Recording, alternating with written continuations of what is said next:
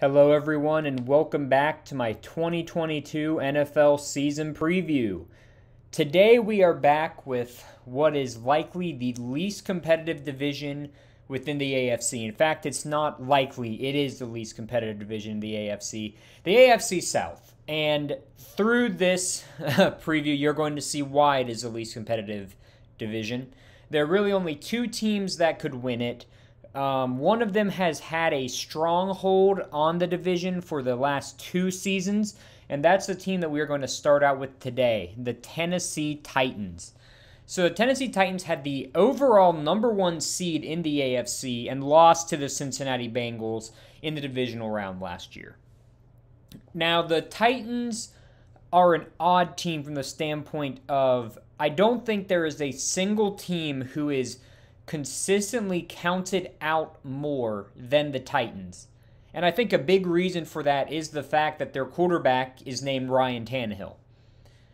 Now, this offseason, there were a lot of calls for them to replace Ryan Tannehill or to, get a different quarterback, and they did in Malik Willis, but if you look at my key offseason additions, there's a reason why he's not on there, and that's because anybody who thinks that Malik Willis is going to beat out Ryan Tannehill for the starting spot, I think is not either a fan of the Titans or doesn't know the Titans that well. Willis is a project, he's going to be on the bench for a few years, and they're going to let Tannehill's contract ride. Now, there is a chance if Tannehill starts performing poorly that Willis could take over, but again, I don't think that's very likely. Now, looking at the key offseason additions, there was one major subtraction that we have to get out of the way first, A.J. Brown.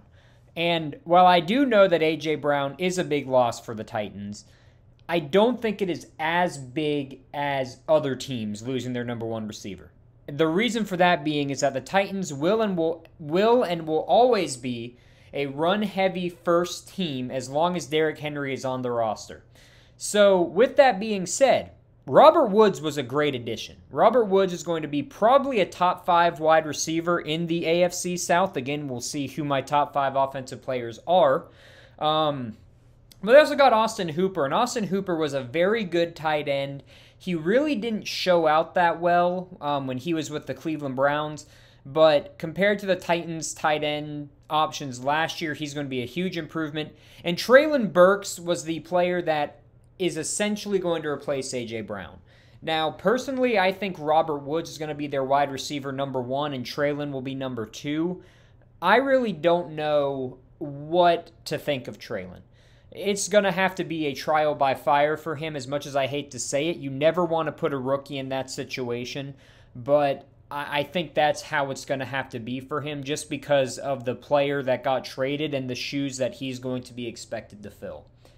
Now, with all that being said, I've heard a lot of talk about the Colts winning the division this year. I've heard a lot of it.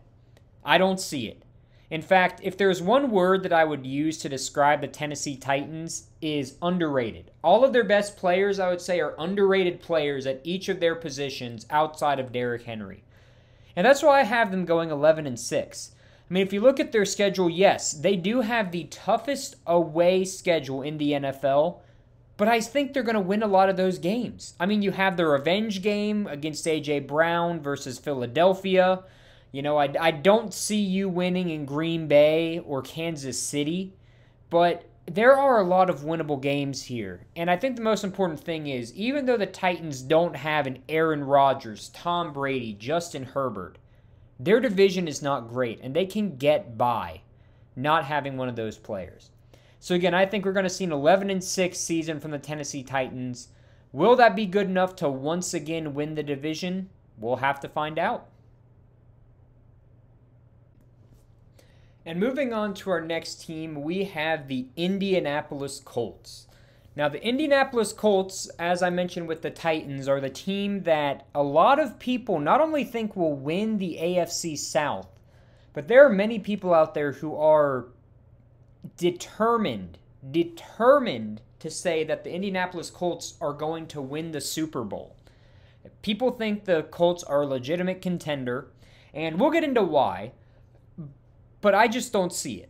I'm going to be honest with you guys. This might be another hot take, like when I said I didn't think the Jets would make the playoffs, even though, again, that really isn't a hot take. I don't think the addition of Matt Ryan does as much as people think it does. And with that being said, we have to remember, the Indianapolis Colts are coming off of the failed Carson Wentz experiment. Now, do I think Matt Ryan is a better quarterback than Carson Wentz? Absolutely, I do. But I don't think he is that much of an upgrade. If this is the Matt Ryan of 3 or 4 years ago, I would say yes, there might be a chance the Colts reach the playoffs and make the Super Bowl. But with how competitive the NFL is now, I just don't think that's the case. And I don't think a lot of the people who are now saying that they think the Indianapolis Colts are going to automatically make it back to the playoffs, win the division, I don't think they watched the Falcons last year. Matt Ryan is not the quarterback he used to be. Again, he is an upgrade over Carson Wentz, but that only really matters if your schedule gets better. And looking at the schedule for the Colts, which we'll do in a minute here, their schedule does not get much better. It is, in fact, it's a tough road, and it's going to be a tough road for them. Now, with that being said, they also added Stephon Gilmore, who is an excellent cornerback. And as I mentioned last week with players such as Denzel Ward on the Cleveland Browns in the North, you need cornerbacks now. You need players like Stephon Gilmore when you go up against teams like the Chargers, like the Chiefs, who we will be talking about next week, by the way. But Stephon Gilmore, again, he's a great player. He's going to help them out a ton. But overall, does he really put them over the edge? I don't think so. And I will also concede this to the Colts fans out there who are probably disliking the video right now. Again, I don't think the Colts are going to be a bad team. I really don't. I will say this, though. They did have a very good draft. I will concede that. Their draft was extremely well. Right off the top of my head, Bernard Raymond in the 3rd round, when he was projected to be a first-round pick by a lot of people, including me. That's an excellent pickup in the 3rd round. Now, after saying that, looking at their schedule, I don't see many winnable games. Of course, you are going to have the give-me's versus the Texans and the Jaguars, but then you have teams like the Chiefs, like the Broncos, and maybe you do pick up one against the Titans. Maybe you manage to beat one of the Raiders, Eagles, Steelers, or Colts. Or, excuse me, not Colts. Cowboys. Do I think it's possible? Yes. Do I think it's likely? No. I don't think Matt Ryan makes the Colts that better. He's a great player, and he's better than Carson Wentz, but I think the Colts are going to be a respectable team. I have them going 8-9, which is not as good as they did last year, but again, I don't think it's going to be a matter of their team got worse. It's a matter of their schedule and the NFL as a whole got better. So, unless the Texans or the Jaguars can do better, it looks like the Titans will be winning the division once again. But let's go ahead and look at the other 2 teams in the division. And moving on to our next team, we have the Houston Texans. Last year, they went 4-13. They missed the playoffs. And if there's one word to describe the Houston Texans, it is rebuild. And that, of course, culminated in the move of the offseason, which was them trading Deshaun Watson to the Cleveland Browns. And let me say this. In 3 to 4 years, the Houston Texans are going to be at the top of the AFC South. They have so much draft capital, and there is a chance that they hit on, let's just say they hit on maybe 4 out of their first-round picks coming up. And let's just say 2 of them are on offense, 2 of them are on defense. They're going to be a good team in a very bad division. I mean, that's one of the reasons why the Titans and the Colts are performing so well. I will concede if either of those teams are in different divisions, they are probably going to be third or fourth. The Titans, I think, could maybe be second depending on the division, but they're not winning in another division with a better team. And again, for the Texans, it's not a matter of how good are we going to be now. It's a matter of how competitive can we get to where our young players perform well, and it allows us to draft other good young players. And as you can see in my key offseason additions, Derek Stingley is the only one I have, and that might not be the most accurate because they got a lot of good players, but I think Derek Stingley is a perfect example of the type of player that the Houston Texans are going for. Derek Stingley, he went from being, I think, a probably unanimous top 2 or 3 pick to being someone who could have gone as low as 10 just because of his injury history and some other factors. And the Houston Texans pretty much said, well, you know what, we're going to take a risk, and we're going to take him. And will that risk pay off? I don't know. I think Derek Stingley is a great player. Do I think the number 3 pick was a little high for him? Potentially. I would have gone Ahmad Gardner, personally. But here's the thing. They're willing to take that risk because as of right now, they're not trying to win. They're trying to build their young players and build a solid roster. And I think Derek Stingley is the perfect example of a player they are going to look at for years to come and say, okay, we're going to take a gamble. We're going to see if it works out. It may or may not, but you know what? We have other picks to back us up if for some reason this misses. And I think even looking at their quarterback now, Davis Mills, he is going to be someone who I don't think he will ever be their long-term option. But at least for this coming year, which, of course, preview for things to come, this upcoming quarterback draft class is supposed to be pretty good. I don't know if it's going to be a generational type of talent, but I think it'll be decent.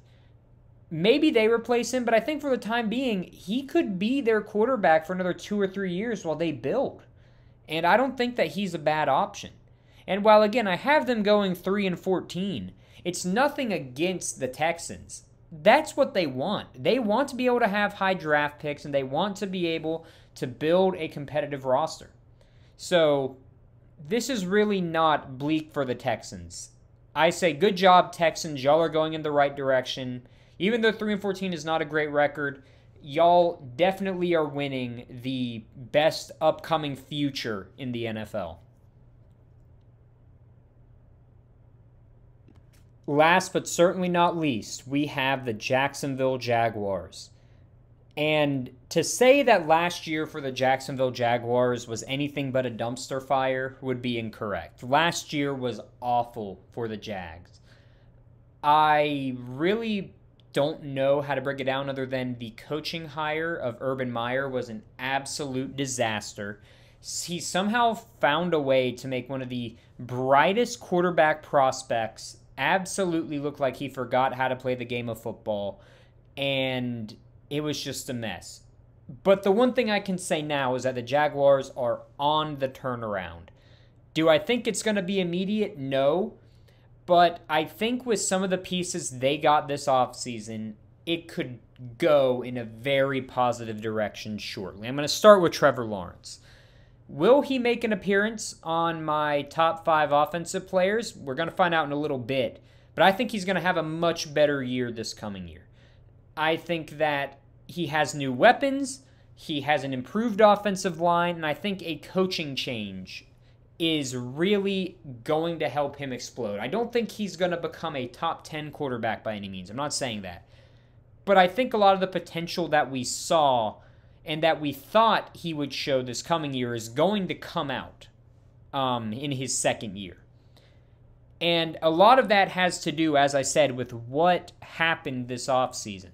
Now, the Jaguars are known for performing very well during free agency and then not performing well during the season.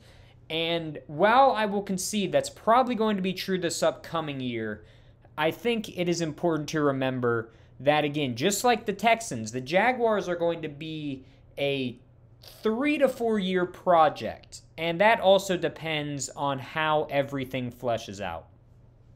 Now, first, Brandon Scherff was probably their best signing. He's one of the best guards in the NFL. Again, you need to surround Trevor Lawrence with people that will block for him effectively and give him time to make decisions in the pocket. And Brandon Scherff is one of the best at doing that, and I was very happy for Trevor Lawrence to see that pickup. Now we get to two of the most controversial decisions made this offseason. First, let's start with Christian Kirk. I think Christian Kirk is a solid number 2 option on a championship team, potentially. I don't see him being a number 1. I could see him being a number 2. And they overpaid for him. Let's get that out of the way. They definitely overpaid for Christian Kirk. But what if they draft a very good wide receiver, maybe in the next 2 or 3 drafts, and Christian Kirk, he's still young enough to where if you become a contender in 2 to 3 years, he can still be that number 2 wide receiver that you need to win. So I'm not going to shy away, or I'm going to shy away from really killing that pick for now.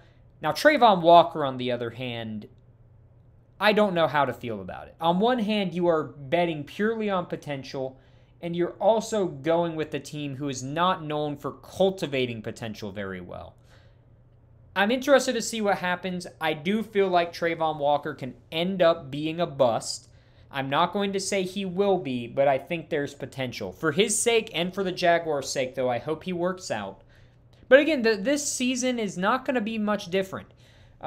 Even though, again, there are a lot of losses, I think it's going to be just like I've said with other teams before. This is a team where they're going to show a lot of improvement, and the record I don't think is going to reflect how much better this team is going to be, strictly because they're building a new culture, and they have a much better team than last year. So even though the Jacksonville Jaguars are going 4-13, it's not like they are really that worse of a team than they were last year. In fact, I think they're a lot better. The issue is every other NFL team got a lot better this offseason. Now, with that being said, the Tennessee Titans do win the division again. So looking back on the other videos we've done so far, so the Bills are going to make the playoffs. The Ravens are going to make the playoffs, and now the Titans are going to make the playoffs. So you have the East with the Bills, the North with the Ravens, and the South with the Titans. So we'll find out next week who comes out of the West, but again, we're going to do a big playoff prediction video, and we will go from there. Now, let's get into my top 5 offensive players for the upcoming season from the AFC South. And starting out with my number 5 best offensive player in the AFC South, we have Michael Pittman Jr., wide receiver for the Indianapolis Colts. Now, looking at his stats last year, was really nothing special. 88 receptions, 1,082 yards, 6 touchdowns, and 12.3 average yards per catch, and a 78 overall grade from PFF. So how do I think he's going to be the 5th best offensive player? Even though I spent most of the video saying Matt Ryan is not going to be the quarterback that everybody thinks he's going to be, he's still a good quarterback. And Michael Pittman is likely going to be his number 1 receiving option. I know that Julio is rumored to be going to the Indianapolis Colts. If he does by the time this video goes up, great. But regardless, Michael Pittman will be much improved thanks to Matt Ryan, and that is why I have him as my 5th best player in the 2022 season from the AFC South. My number 4 offensive player is Trevor Lawrence, quarterback, Jacksonville Jaguars. He made the list, and I think for good reason. I'm not going to read his stats from last year because they were not good. I mean, he was tied for first in interceptions. And I think it was 12 touchdowns to 17 interceptions, something not great. But here's the thing. His offense is much improved, and I still think that he has a lot of potential. I think that you put a good coach around him and better weapons, he's going to be great. And you have to remember, he is a young quarterback. And I think by the end of next season, we are really going to be saying that Trevor Lawrence, give him maybe 2 or 3 more years, and he's going to be a top 10, maybe even top 5 quarterback in the NFL. So I think we're going to see his evolution this coming year. So as I said, Trevor Lawrence, my number 4 offensive player in the AFC South for the upcoming season. My number 3 offensive player is Brandon Cooks, wide receiver, Houston Texans. Brandon Cooks, it feels like, has been in the league forever, and he's always been one of those decent wide receivers. And I think at some points he was maybe considered a top 15, top 10, but he's very good. 90 receptions, 1,037 yards, 6 touchdowns, and a 77.4 grade from PFF. I think that he's going to show out this year. I will say this as a caveat. I do think he could be a prime trade candidate potentially, but I think that he's going to be a great player overall once again, and I think Davis Mills is going to lean heavily on him, and just like he did last year. So I really do think Brandon Cooks, compared to a lot of the other offensive players in this division, is one of the better ones. So that's why I have him as my number 3 offensive player from the AFC South. My number 2 offensive player is Jonathan Taylor, running back, Indianapolis Colts. Now, I can hear a lot of people complaining because a lot of people thought he was the best running back in the NFL last year. And we're going to get to who the number 1 offensive player is, and I'm pretty sure you know who it is at this point. But let's go over his stats first. 332 rushing attempts, 1,811 yards, 18 touchdowns, and an 87 grade from PFF. Jonathan Taylor is a beast. He is.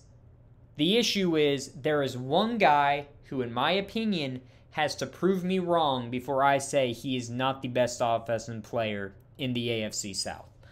Jonathan Taylor may very well become that, but until this next player proves me wrong, I can't put him at number 1.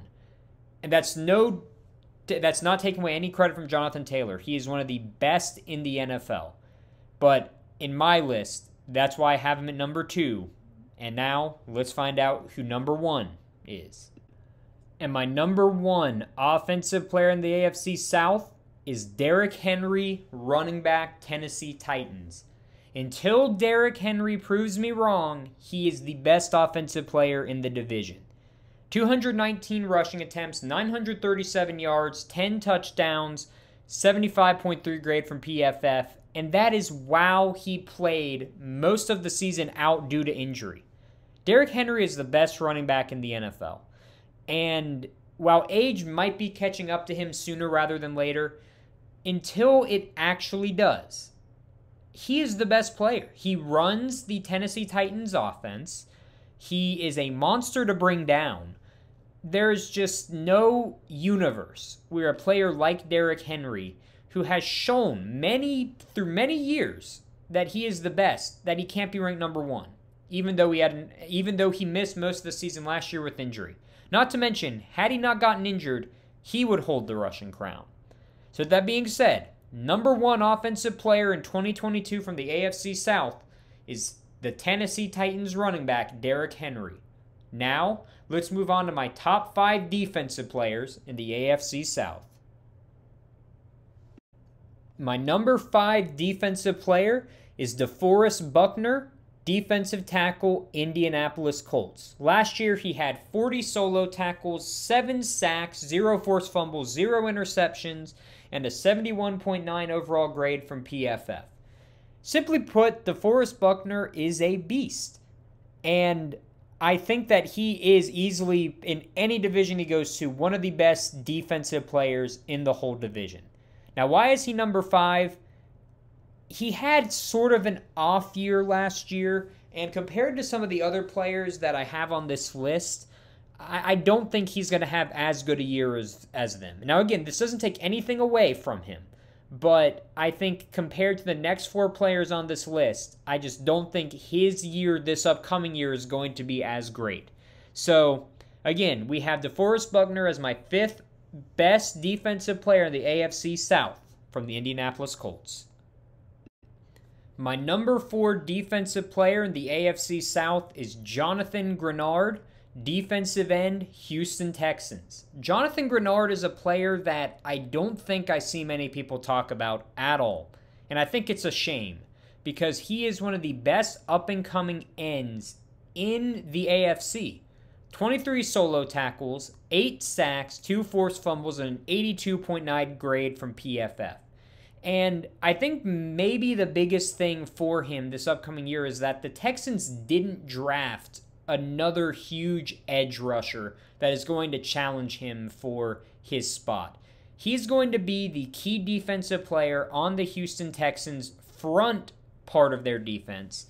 And I think he's going to show out this upcoming year, and I think he's going to have a monster year. And that's why he is the 4th best player in the AFC South on the defensive side of the football. My number 3 best defensive player in the AFC South is Jeffrey Simmons, defensive tackle, Tennessee Titans. 42 solo tackles, 8.5 sacks, and a 71.9 grade from PFF. Jeffrey Simmons is a monster. In fact, I think he's the 2nd best defensive tackle in the entire NFL. We'll talk about the other guy who is the best at a much later video. But Jeffrey Simmons, he showed out during the playoff game versus the Cincinnati Bengals, and I think he's going to keep showing out.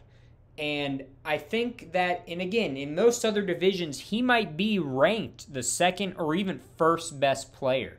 But there are just 2 players that are at the top of their positions that we're about to talk about. So 3rd is not a bad spot for Jeffrey Simmons to fall on my top 5 players, my top 5 defensive players, from the AFC South. My number 2 defensive player in the AFC South is Darius Leonard, linebacker, Indianapolis Colts. Potentially the best linebacker in the NFL, if not not in the top 5. If not, he's in the top 5 for sure. 75 solo tackles, 8 forced fumbles, which is 1st in the whole NFL, and 4 interceptions with a 79 overall grade from PFF. He's a beast. He is the Indianapolis Colts defensive leader, and there's really not much more to say. His stats speak for themselves. He is an outstanding player and one of the best at his position in the NFL. But, as with last week with TJ Watt, there is a reason he is number 2 and not number 1. And while he ranks number 2, let's find out who ranks number 1 right now. And my number 1 defensive player in the AFC South is Kevin Byrd, safety, Tennessee Titans. The only reason Darius Leonard isn't number 1 is because the Titans have the best safety in pro football. There's no debate. 57 solo tackles, 2 forced fumbles, 5 interceptions, 13 passes defended, and a 90.2 grade from PFF. It is shocking to me how, I think, underrated Kevin Byrd is when you talk about him among some of the top players in the NFL, but he is one of the best. And I don't think he really ever gets the credit he deserves, but he's the best safety in the league. He is the best defensive player in the AFC South, and that's why he ranks as my number 1 defensive player in the AFC South heading into next season. So with that being said, I hope you all enjoyed the video. Next week we'll be covering the last division in the AFC, the AFC West, and then we'll be moving on to the NFC. But please make sure to like, subscribe, share this video with a friend. And I saw there was some good discussion in our last video in the comment section. Let's keep that up. I want to hear your thoughts. If you think I was completely wrong about my Colts ranking, if you think that Trevor Lawrence is going to be higher than number 4, I'd love to hear it. So let's keep it going. But until next time, thank you all for tuning in, and I hope you have a great rest of your week.